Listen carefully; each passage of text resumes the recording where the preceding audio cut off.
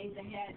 Make sure not to miss checking the elderly. Watch your kids. You know, if you start to notice that they're turning pink or that their skin's starting to feel really hot, or if you just start to sound a little bit confused, those are all signs of heat stroke. If you know someone with heat stroke, what you want to do is get them inside and call 911 right away. It is something serious enough that you do need to call 911. You also want to make sure you start to hydrate them as quickly as you can. So give them something cool to drink once you bring them inside. As we go into Sunday, we will start to push the temperatures down a bit, but we still do have a lot of areas across the southeast where it will be very hot, and we'll continue that as we go into Monday. Watch for your pets, too, in these days. You know, they really need to have some sort of break. You might want to bring them in during part of the day, or you may even want to let them sleep in the house at night, something so that they get a chance at some point to cool off.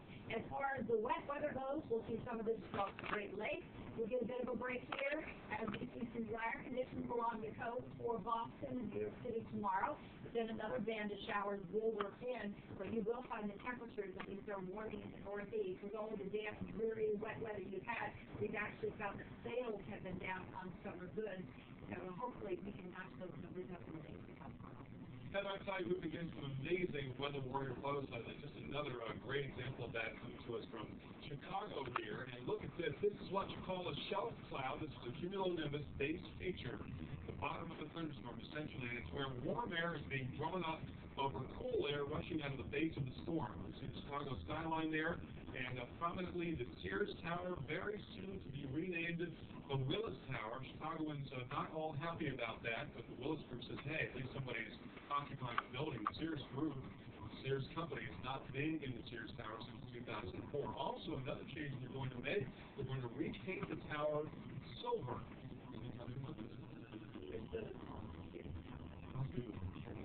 Well, a backpack, a footprint, a granola wrapper, and a torn-up poncho. That is the evidence that led searchers and rescue teams to find a very smart 9-year-old boy who was missing in the mountains in Utah.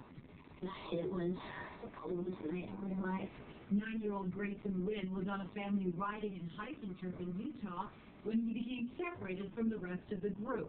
It looked like there was 2 trails that looked like it. So I took the wrong way.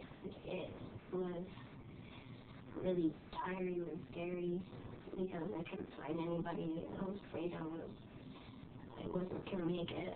Within minutes, an all-out search was underway. I just felt so sick. I was wondering what my parents were doing, how they felt. Panic, fear. It's the worst feeling a person could ever have. I felt desperate to find him, especially before it got too cold. I'm going to show you what it takes. Grayson used tricks he learned from the TV show Man vs. Wild to survive the night. My ears would be pretty visible. I made sure that it was tied tight. He used his yellow poncho to leave a trail. He took cover during the night under a log. I was just freezing. I was really wet. It was pouring with rain. Finally, after 18 hours, searchers on horseback found him. I saw my mom and Yeah, you have kids are really good for you. Oh.